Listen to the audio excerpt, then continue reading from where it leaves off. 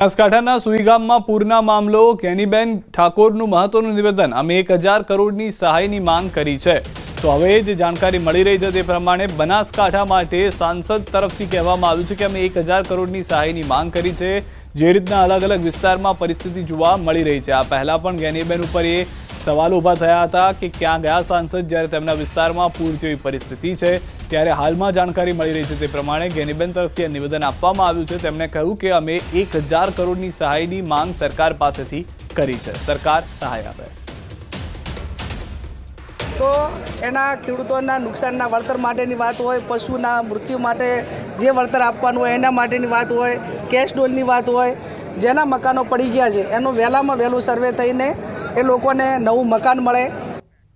છોટાઉદેપુર જિલ્લામાં પડેલા ભારે વરસાદને લઈને કેટલીય નદીના કિનારાનું ધોવાણ થઈ ગયું છે, જેમાં બારાવાડ ગામ પાસેથી પસાર થતી ઓરસંગ નદીનો કિનારો પણ ધોવાયો છે, જેને લઈને પણ પૌરાણિક તિલાઈ માતાનું મંદિરની ડેરીઓ ઐતિહાસિક સ્થાપત્યોને ભારે નુકસાન થવા પામ્યું। ગામના લોકોનું કહેવું છે કે ભારે નુકસાન જે થયું છે તેમાં રેત ખનન નદીના કારણે પટ નીચે ગયા અને નદીનું વહેણ બદલાયું। જિલ્લાની જનતા હવે માંગ કરી રહી છે કે પવિત્ર ધાર્મિક સ્થાનોને બચાવવામાં આવે। મંદિરના કિનારાનું ધોવાણ થવાથી મંદિરની મૂર્તિઓ પાણીના પ્રવાહમાં વહી જતા જનતાની લાગણી પણ દુભાઈ છે।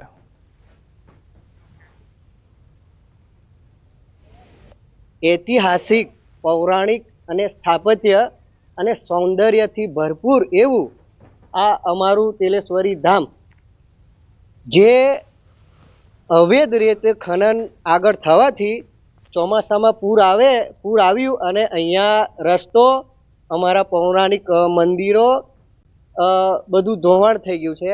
અમે છોટાઉદેપુરથી અહીંયા વિધિ કરવા માટે આવ્યા છે સમસાણે, અને અમારો ભાઈ ઓફ થઈ ગયો હતો અને અહીં આવવાની રસ્તો નહોતો અને એકબીજાના હાથ પકડી ઉપર ચડીને આવ્યા છે, પડતા ને ઉઠતા જેવા।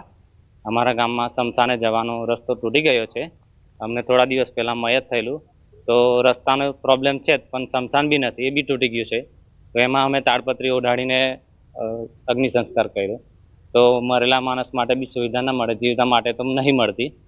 છોટાઉદેપુરના પાવીજપુર તાલુકાના બારાવાડ ગામે વર્ષો જૂનું પ્રાચીન સમયનું તેલાવાર મંદિર આવેલું છે। આપણે તસવીર બતાવવા માંગીશું કે આ મંદિર જે છે ઐતિહાસિક મંદિર છે, પૌરાણિક મંદિર છે, પરંતુ હાલ જે રીતે છોટાઉદેપુરમાં ભારે વરસાદ થયો જેના કારણે નદી નાળા છલકાયા હતા। આપ જોઈ શકો છો કે બારાવાડ ગામ પાસેથી પસાર થતી આ કોતર જે છે સામાન્ય નાનું કોતર હતું, પરંતુ જે ભારે પાણીના આવકના કારણે સમગ્ર રીતે ધોવાઈ ગયું છે।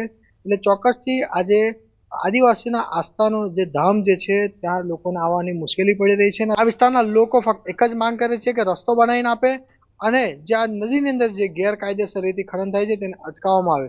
અને આસ્થાનું જે ધામ છે અહીં મધ્યપ્રદેશથી ગુજરાત સહિત તમામ લોકો આવતા હોય છે, તો વ્યવસ્થા સારી કરવામાં આવે એવી આ વિસ્તારના લોકો માંગ કરે છે। સેજબ ખત્રી, ન્યૂઝ 18 ગુજરાતી, છોટાઉદેપુર। અમદાવાદમાં student for one nation one ઇલેક્શનને લઈને વિદ્યાર્થીઓ સાથે સંવાદ કાર્યક્રમ યોજાયો, જેમાં ગૃહ રાજ્યમંત્રી હર્ષ સંઘવીએ વિદ્યાર્થીઓ સાથે સંવાદ કર્યો। ગુજરાત યુનિવર્સિટીના અટલ કલામ બિલ્ડિંગમાં દિગ્વિજય દિવસ નિમિત્તે યોજાયું પૂર્વ વિદ્યાર્થી નેતા સંમેલન। ગૃહ રાજ્યમંત્રીએ વન નેશન વન ઇલેક્શનના ફાયદા વિદ્યાર્થીઓને ગણાવ્યા હતા। દર વર્ષે એવરેજ એક રાજ્યમાં કેન્દ્ર અને રાજ્યનું જો ઇલેક્શન કરો ને તો 80 દિવસ તો કોઈ બી પ્રકારના નિર્ણયો કોઈ બી સરકાર લઈ જ ના શકે, કારણ કે દરેક ઇલેક્શનની 40 દિવસની આચારસંહિતા, અને એ આચારસંહિતામાં તમે કોઈ બી પ્રકારના પોલિસી નિર્ણયો ના લઈ શકો। નાની મોટી તકલીફો પડે ત્યારે લોકોને ત્યારે એને તાત્કાલિક જે મદદો પહોંચાડવાની હોય એની ઉપર બી અનેક પ્રકારની રોક હોય। પ્રધાનમંત્રી નરેન્દ્ર મોદીના જન્મદિવસ નિમિત્તે દેશભરમાં યોજાવાની છે યુવા મેરેથોન। ગુજરાતના 8 મહાનગર સહિત 10 સ્થળોએ સવારે 6:30 વાગે યોજાશે નમો યુવા મેરેથોન। મેરેથોનનો લોગો અને ટી શર્ટનું અનાવરણ કરાયું છે। નમો યુવા મેરેથોનના બ્રાન્ડ એમ્બેસેડર તરીકે નિમાયા છે ક્રિકેટર પાર્થિવ પટેલ।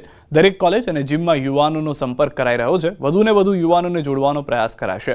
નશામુક્ત ભારત બને તે દિશામાં જાગૃતિ લાવવા નમો યુવા રન યોજાશે। ક્રિકેટર પાર્થિવ પટેલે યુવાઓએ નશાથી દૂર રહેવા અને ફિટનેસ જાળવવા સલાહ આપી છે। વસ્ત્રાપુર લેકથી એની શરૂઆત થઈને 5 કિલોમીટરની આ રન ગાંધીનગર મહાનગરની અંદર મહાત્મા મંદિરથી શરૂઆત કરીને 5 કિલોમીટરની રન હશે. એ પ્રકારે વડોદરાની અંદર, રાજકોટની અંદર, સુરતની અંદર, જુનાગઢ, ભાવનગર, જામનગર આ બધા સ્થાનો પર આનું આયોજન છે. આણંદ જિલ્લાની અંદર અને વલસાડની અંદર દરેક સ્થાનોમાં 5 કિલોમીટરની ઓછામાં ઓછી રન હશે અને સાથે સાથે 10,000થી વધારે યુવાનો આની અંદર જોડાવાના છે. કોઈ પણ જગ્યા પર આપણે જતા હોય બધાને અમુક લોકોને ખબર હોય હોસ્પિટલમાં બિલ્સ કેટલા આવતા હોય, તો એટલે જો તમારે ફિટનેસ રાખવી એ બહુ જ ઇમ્પોર્ટન્ટ પાર્ટ છે. સુરત મહાનગરપાલિકા ગ્રીન વ્હીકલ પોલિસી લોન્ચ કરશે. પ્રધાનમંત્રી મોદીના જન્મદિવસે દેશમાં પહેલીવાર પીએમના જન્મદિવસે ગ્રીન વ્હીકલ પોલિસી લોન્ચ થશે, જેનાથી સુરતીઓને ઈવી વાહનોમાં 1 લાખ સુધીનો સીધો ફાયદો થશે. 1.5 લાખની બાઇકથી લઈ મોટા વાહનો સુધી ફાયદો થશે. ક્લીન સિટી બન્યા બાદ સુરત હવે ગ્રીન સિટી બનવા તરફ જઈ રહ્યું છે, જે દેશમાં પણ મોડલ સિટી તરીકે જાણીતું બનવા તરફ બીજું ડગલું ભર્યું છે. આ પોલિસીનો મુખ્ય ઉદ્દેશ શહેરમાં પ્રદૂષણ ઘટાડવાનો અને ઇલેક્ટ્રિક, હાઇડ્રોજન અને બાયોફ્યુઅલ આધારિત વાહનોના ઉપયોગને પ્રોત્સાહન આપવાનો છે. સુરત ગ્રીન ઈ વ્હીકલ પોલિસી બનાવવા જઈ રહ્યા છે. તેમાં 2 વ્હીલર, 4 વ્હીલર અને 3 વ્હીલરનો આનો લાભ થશે. વધુમાં વધુ ઈ વ્હીકલનું વેચાણ થાય તેના હેતુથી સુરત મહાનગરપાલિકા પહેલા વર્ષે 100% ટેક્સ માફ આપવા જઈ રહી છે. આદરણીય પ્રધાનમંત્રીશ્રીના જન્મદિવસે પાટીલ સાહેબના કરકર્મોથી આનું લોન્ચિંગ કરવા અમે 17 સપ્ટેમ્બરે જઈ રહ્યા છીએ. બાદ હવે એઆઈ સમાજ માટે દૂષણ. પાટીદાર સમાજ અગ્રણી પદ્મશ્રી મથુર સવાણીએ પીએમ મોદીને લખ્યો પત્ર. એઆઈ દ્વારા જનરેટ થયેલ અશ્લીલ અને આપત્તિજનક વિડીયો પ્રસારિત કરતી યુટ્યુબ ચેનલો વિરુદ્ધ કાર્યવાહી કરવાની માંગણી. પત્રમાં તેમણે ઉલ્લેખ કર્યો કે કેટલીક યુટ્યુબ ચેનલ ઉપર અશ્લીલ અને અભદ્ર ભાષાવાળા વિડીયો અપલોડ કરવામાં આવે છે. આ ઉપરાંત તેમણે લખ્યું કે વડાપ્રધાનના પણ કેટલાક કાલ્પનિક પાત્ર ઊભા કરીને આપત્તિજનક રીતે તેને દર્શાવવામાં આવ્યા છે. તેમણે પત્રમાં એવો પણ ઉલ્લેખ કર્યો છે કે આ પ્રવૃત્તિ કાયદાનું ઉલ્લંઘન છે અને સમાજમાં નકારાત્મકતા ફેલાવે છે. આવા એઆઈ વિડીયોના કારણે યુવાનો, બાળકો, માતા અને બહેનો ઉપર ગંભીર દુષ્પ્રભાવ પડે છે. આ પ્રકારની ચેનલો સાયબર સુરક્ષા માટે પણ ખતરો હોવાનું મથુર સવાણીએ જણાવ્યું. આવી તમામ ચેનલોને આઈડેન્ટિફાઈ કરી તેને બંધ કરી કાયદાકીય કાર્યવાહી કરવામાં આવે. એઆઈના માધ્યમથી જે તે પ્રકારના પાત્રો, સામાન્ય માણસથી પ્રધાનમંત્રી સુધીના પાત્રો ઊભા કરે અને એ પાત્રો એવા બિનવ્યવહારિક શબ્દોનો ઉપયોગ કરી અને એક પ્રકારની જેને કહેવાય કે અવ્યવસ્થા ઊભી કરે છે. ફસાયેલી પરિસ્થિતિ બાદ કેટલાક ગુજરાતીઓ ફસાયેલા છે. રાજકોટના 18 પ્રવાસીઓ નેપાળમાં હોવાનું જાણવા મળ્યું છે. જિલ્લા કલેક્ટર ડોક્ટર ઓમ પ્રકાશે પત્રકાર પરિષદ કરી જણાવ્યું છે કે નેપાળમાં રાજકોટના 50 થી 55 લોકો ફસાયા છે. મોટાભાગના લોકો અગ્રવાલ ભવન, કાઠમાંડુ ખાતે હાલ રોકાયા છે. ભારતના વિદેશ મંત્રાલય દ્વારા મદદ કરવામાં આવી રહી છે. રાજકોટના તમામ લોકો સુરક્ષિત છે અને મોટાભાગના લોકો ભારત આવવા માટે રવાના થયા છે. તમામ લોકો સંપર્કમાં છે. લિસ્ટ બનાવી ત્યાં મેનેજમેન્ટને સોંપવામાં આવ્યું છે. પરિસ્થિતિ ત્યાં આના વિસ્તારમાં નોર્મલ છે અને આ લોકો ખૂબ સારી રીતે ત્યાં રામધૂનનો આનંદ લઈ રહ્યા છે અને વાતચીત મુજબ આ લોકો અમારા સંપર્કમાં છે અને એવું કોઈ ક્રાઇસિસ હશે તો જાણ કરશે. આમ રાજકોટના આશરે 50 થી 55 નાગરિકો, રહેવાસીઓ જે છે આ ત્યાં નેપાળ, કાઠમાંડુમાં વિસ્તારમાં છે અને તમામ સંપર્ક સાથે છે. જે અગ્રવાલ ભવનમાં છે, જે વધુ 30 માણસો છે, આની લિસ્ટ બનાવીને અમે ત્યાં મેનેજમેન્ટ સાથે વાત કરી છે અને આને માંગી છે. આ લિસ્ટ આવશે પછી આની માહિતી પણ આપને જાહેર કરવામાં આવશે. સુરેન્દ્રનગર અને વઢવાણ શહેરી વિસ્તાર સહિત જિલ્લાભરમાં અંદાજે 1000થી વધુ આશા વર્કર અને આશા ફેસિલિટેટર બહેનો છેલ્લા ઘણા વર્ષોથી ફરજ બજાવે છે. સરકાર દ્વારા આશા વર્કર બહેનોને લઘુત્તમ વેતન અને પૂરતો પગાર ચૂકવવાને બદલે માત્ર નજીવી રકમ ₹5000 થી 6000 જેટલી રકમ ચૂકવવામાં આવી રહી છે, જેના કારણે આશા વર્કર બહેનોને પરિવારનું ગુજરાન ચલાવવામાં પણ હાલાકી પડી રહી છે. આશા વર્કર બહેનો દ્વારા અનેક વખત સ્થાનિક તંત્ર સહિત સરકારને પડતર માંગો જેમ કે ઇન્સેન્ટિવ પ્રથા બંધ કરવી, કાયમી કરવા, વર્ગ 4માં સમાવેશ કરવા અંગે રજૂઆત કરી જિલ્લા કલેક્ટરને આવેદનપત્ર પાઠવ્યું છે. જેવા અમારા પ્રશ્ન કે અત્યારે ઓનલાઈન કામગીરીની વાત કરી રહ્યા છે તો આશા વર્કર બહેનોને યુનિફોર્મ પણ ટાઈમસર નથી આપતા અને ઓનલાઈન કામગીરીની જે વાત ચાલી રહી છે તો નથી આશા વર્કર બહેનોને મોબાઈલ આપતા કે નથી કોઈ યુનિફોર્મ, આઈ કાર્ડ આપતા, ટાઈમસર કોઈ ઇન્સેન્ટિવ પણ મળતું નથી. એક આશાને 10 એક ફેસિલિટરને 10 આશા બહેનો ઉપર મૂકવામાં આવે છે અને અમારે એક વિઝિટના 300 રૂપિયા મહેનતાણું આપવામાં આવે છે, પણ અમારો પણ એવો કોઈ દિવસ અમે ભલે 20 દિવસ કરીએ છતાં અમારી પાસે 30 દિવસની કામગીરી લેવામાં આવે છે. પ્રાથમિક શાળામાં ટોયલેટમાં પથ્થર તૂટતા વિદ્યાર્થી ઘાયલ થયો છે. 7 મહિના પહેલા બનેલી શાળામાં પથ્થર તૂટતા બાળક ઇજાગ્રસ્ત થયો છે. થોડા મહિના પહેલા જ નવી બનેલી શાળામાં ટોયલેટનો પથ્થર તૂટી જતા તે બાળકની ઈજા પહોંચી. શાળાના આચાર્ય પણ ઘટના સમયે શાળામાં હાજર નહોતા. આ તરફ શાળાના આચાર્યની હાજરી અંગે પણ સવાલ ઉઠ્યા હતા.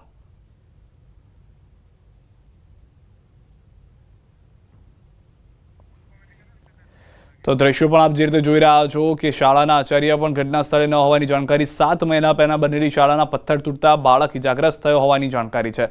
થોડા મહિના પહેલા જ બની હતી આ નવી શાળા. ટોયલેટનો પથ્થર તૂટી જતા બાળકને ઈજા થતા અનેક સવાલો ઉઠી રહ્યા છે. શાળાના આચાર્ય પણ ઘટના સમયે શાળામાં હાજર ન હોવાની વાત છે. શાળાના આચાર્યની હાજરી અંગે પણ સવાલો ઉઠતા આવ્યા છે અને અત્યારના ફરી એક વખત એવી જ પરિસ્થિતિ જે છે તે જોવા મળી છે. તો 7 મહિના પહેલા બનેલી સ્કૂલની પરિસ્થિતિ એટલી ખરાબ કઈ રીતે થઈ તેને લઈને ભ્રષ્ટાચારના આક્ષેપો પણ થઈ રહ્યા છે. ત્યાર દરમિયાન આ દ્રશ્યોમાં પણ આપ જોઈ રહ્યા છો કે જે વ્યક્તિ હતા તે સવાલ માટે પહોંચ્યા ત્યારે પણ સામેવાળા વ્યક્તિ ઉગ્ર થઈ ગયા હતા. વધુ માહિતી ન્યૂઝ 18 સંવાદદાતા ઉમંગ પાસે મેળવીશું. ઉમંગ, સમગ્ર ઘટના શું છે, વધુ શું જાણકારી છે સમગ્ર ઘટના પર? બિલકુલ ચોક્કસથી સિદ્ધાર્થ વાત કરવામાં આવે તો જે પ્રકારે ગુજરાત સરકાર દ્વારા નવીન શાળાઓ બનાવવામાં આવી રહી છે, ખેડા જિલ્લામાં પણ ઘણી બધી શાળાઓ નવીન થઈ રહી છે, જેની અંદર માતર તાલુકાનું છેવાડાનું અસામલી ગામ છે. અસામલી ગામની અંદર 7 મહિના પહેલા જે શાળાનું બાંધકામ થયું હતું અને શાળાની અંદર જે ભણતા બાળકો હતા તેનું જે બાથરૂમ હતું એટલે કે ટોયલેટ તેની અંદર વિદ્યાર્થી પોતાના ટોયલેટ કરવા માટે જાય છે. તે દરમિયાન જેનું હલકી ગુણવત્તાનું બાંધકામના કારણે જે પથ્થર હતો તે તૂટીને પડે છે. વિદ્યાર્થીને પગને માથાના ભાગમાં ઈજા થાય છે. જો કે સમગ્ર બાબતને લઈને પોતાના વાલીને જતા વાલી તેને દવાખાને લઈ સારવાર કરે છે, પરંતુ શાળાના આચાર્ય છે તે ગઈકાલે પોતે શાળામાં હાજર ન હતા, પરંતુ હાજરી પત્રકમાં તેમની હાજરી હતી. આ સમગ્ર બાબતે ગામના બે જાગૃત નાગરિક જ્યારે શિક્ષક આચાર્યને રજૂઆત કરે છે ત્યારે આચાર્ય પણ ઉદ્ધતભર્યું વર્તન કરે છે. અને સૌથી મોટો સવાલ ઉભો થાય છે કે 7 મહિના જેટલો સમય નથી થયો તો આ હલકી ગુણવત્તાનું બાંધકામ થયું તો કેમ કોઈ અધિકારી કોઈ પગલા ના ભર્યા? તો અનેક સવાલો અત્યારે ઉભા થઈ રહ્યા છે. જી સિદ્ધાર્થ, આભાર સમગ્ર માહિતી બદલ. જેમાં છેલ્લા કેટલાક સમયથી રફતારના રાક્ષસો કહેર વર્તાવી રહ્યા છે ત્યારે આવી જીવલેણ હિટ એન્ડ રનની વધુ એક ઘટના વાપીમાં બની હતી. વાપીમાં અડધી રાત્રે વાપીના ચલા રોડ પર એક કાર ચાલકે દમણથી ચિક્કાર દારૂ પીને બેફામ રીતે કાર હંકારતા એક બાઇક ચાલકનો જીવ ગયો અને પોલીસના એક હોમગાર્ડને ટક્કર મારી ફરાર થઈ ગયો. જોકે હવે વાપી ટાઉન પોલીસે ગણતરીના દિવસોમાં જ ફરાર કાર ચાલકની ધરપકડ કરી જેલ સળિયા પાછળ ધકેલી દીધો છે. પ્રવૃત્તિઓ ડામવા પોલીસનું સઘન ચેકિંગ. ગોલવાડ વિસ્તારમાં પોલીસનું ફૂટ પેટ્રોલિંગ. ગોલવાડ વિસ્તાર દારૂની પ્રવૃત્તિ માટે પંકાયેલો વિસ્તાર છે, જે વિસ્તારમાં મહિધરપુરા પોલીસે હાથ ધર્યું સઘન ચેકિંગ અને ફૂટ પેટ્રોલિંગ દરમિયાન કાર્યવાહી. પ્રોહિબિશન, જુગારધામ, મોટર વ્હીકલ સહિત જુદા જુદા કેસો કરવામાં આવ્યા. અસામાજિક પ્રવૃત્તિને ડામવાનો પોલીસનો પ્રયાસ. મુક્તિ પર બોલ્યા છે સુરતના સાંસદ. સુરતના ધારાસભ્યોની રજૂઆતનો પડઘો. શહેરી વિસ્તારમાં હેલ્મેટની જરૂર નથી, પોતાની સલામતી માટે સ્વયંભૂ હેલ્મેટ પહેરો. હાલ તુરંત હેલ્મેટ પહેરવા માટે રાજ્ય સરકારે જે મુક્તિ આપી છે, સ્વેચ્છાએ જે પહેરવી હોય તે પહેરે તેવી રીતે મુક્તિ આપી છે. સુરતના 12 ધારાસભ્યોની રજૂઆતનો પડઘો પડ્યો છે. લોકોએ સ્વૈચ્છિક રીતે પણ હેલ્મેટ પહેરવી જોઈએ એવું મારું સ્પષ્ટ માનવું છે. હેલ્મેટના કાયદાનો વિરોધ. શહેર કોંગ્રેસ દ્વારા કરાયો ભારે વિરોધ. હેલ્મેટ રસ્તા પર પછાડી નોંધાવવામાં આવ્યો છે વિરોધ. શહેર કોંગ્રેસ મહિલા કાર્યકરો પણ જોડાય. પોલીસે કોંગ્રેસ કાર્યકરોની અટકાયત કરી હતી. તો હેલ્મેટ ફરજિયાત કરવાને લઈને પહેલા ભાજપની અંદરથી પણ ગણગણાટ શરૂ થયો હતો. ભાજપના પણ કેટલાક ધારાસભ્યો ખુલીને બહાર આવ્યા હતા. કોંગ્રેસના કાર્યકર્તાઓ, કોંગ્રેસના નેતાઓ પણ વિરોધ કરી રહ્યા છે. હેલ્મેટ પછાડીને વિરોધ કરવામાં આવી રહ્યો છે. ત્યારબાદ પોલીસ પહોંચી હતી અને તમામ લોકોની અટકાયત કરાઈ છે. હેલ્મેટના કાયદાને લઈને શહેર દેશ ગુજરાતભરમાં વિરોધ થઈ રહ્યો છે, ત્યારે સુરત ખાતે કોંગ્રેસ મહિલા દ્વારા હેલ્મેટનો વિરોધ કરવામાં આવી રહ્યો છે. દ્રશ્ય સીધા જોઈ શકાય છે. આપનું નામ શું કહેશો, કેમ વિરોધ? હું રઈસા શેખ છું, સુરત શહેર મહિલા પ્રમુખ. અહીંયા જે અમલીકરણમાં અત્યારે જે કાયદો બહાર પાડવામાં આવ્યું છે સરકાર દ્વારા, એ અમલીકરણમાં નથી આવ્યું છે. જ્યાં સુધી લોકોને ન્યાય ના મળશે અને લોકોને છુટકારો આ હેલ્મેટથી નહીં મળશે ત્યાં સુધી અમે કોંગ્રેસ પાર્ટીના લોકો લડીશું અને લડતા રહીશું લોકોના લીધે અને વિરોધ પ્રદર્શન. બિલકુલ અન્ય આગેવાન છે કરબેશભાઈ. સુરતની પ્રજાને ન્યાય ના મળશે ત્યાં સુધી અમારી લડત ચાલુ રહેશે. દ્રશ્ય જોઈ શકાય છે. સુરતમાં હેલ્મેટના કાયદાને લઈને વિરોધ જોવા મળી રહ્યો છે, કારણ કે અત્યાર સુધી સુરતના લોકો હેલ્મેટના કાયદાનું પાલન કરતા હતા, પણ જે રીતે સરકારે રાહત આપવાની વાત કરી છે, ગુલાબથી લોકોને સમજાવવાની વાત કરી છે, ત્યારે કહી શકાય રાજકોટને લઈને સુરતમાં જે લોકો નિયમ પાડતા હતા હવે એ લોકો નિયમો તોડવાની શરૂઆત કરી છે અને દ્રશ્ય જોઈ શકાય છે કે મહિલાઓ વિરોધ શરૂ કર્યો છે। ત્યારે ચોક્કસ કહી શકાય કે હેલ્મેટના કાયદાનો સુરતમાં 100% અમલ થતો હતો, પણ જે રીતે હેલ્મેટના કાયદાને લઈને રાજકોટમાં છૂટછાટની વાત સામે આવી તેને લઈને હવે સુરતમાં પણ વિરોધ શરૂ થયો છે। દ્રશ્ય જ કહી જાય છે કે જે સુરત 100% હેલ્મેટના નિયમો પાડતું હતું હવે હેલ્મેટના કાયદાનો વિરોધ સુરતમાં શરૂ થયો છે। સમાચાર ખંભાળિયાનો કંડોરણા ડેમ ઓવરફ્લો થયો છે। ઉપરવાસમાંથી ડેમમાં પાણીની આવક, આસપાસના ગામડાઓને મળી છે સિંચાઈનું પાણી। ડેમ ઓવરફ્લો થતા ખેડૂતોમાં પણ ખુશીની લાગણી જોવા મળી રહી છે।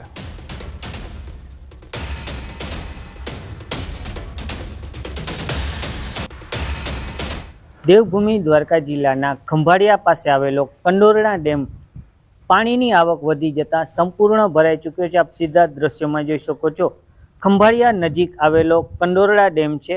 આ ડેમ સંપૂર્ણ હાલ ભરાઈ ચૂક્યો છે। આસપાસના 5 થી 6 ગામોને સિંચાઈનું પાણી પૂરું પાડતો આ ડેમ ભરાઈ જતા ક્યાંક ને ક્યાંક ખેડૂતોમાં પણ ખુશીનો માહોલ જોવા મળ્યો છે। ત્યારે વાત કરીએ તો ઉપરવાસમાંથી પાણીની આવક વધી જતા કંડોરણા ડેમ હાલ સંપૂર્ણ ભરાઈ ચૂક્યો છે અને આસપાસના ગ્રામ્ય વિસ્તારના ખેડૂતોમાં પણ હાલ ખુશીનો માહોલ જોવા મળ્યો છે। ગીર સોમનાથ તાલાલાના ઉમરેઠી ગામે આવેલો હિરણ 2 ડેમ 100% ભરાયો છે। ડેમ સંપૂર્ણ ભરાતા નીચાણવાળા વિસ્તારોમાં આવતા 23 ગામોને એલર્ટ કરાયા છે। તાલાલાના 3, વેરાવળના 18 અને સૂત્રાપાડાના 2 ગામોને એલર્ટ કરાયા છે। ડેમના 2 દરવાજા પહેલાથી જ ખુલેલા છે। ડેમ 29 ફૂટની પૂર્ણ સપાટીએ પહોંચ્યો છે। ડેમના 2 દરવાજા 0.10 મીટર ખુલ્લા કરવામાં આવ્યા છે। જો આગામી દિવસોમાં વરસાદ પડે તો ડેમના વધુ દરવાજા ખોલવાની ફરજ પડી શકે છે।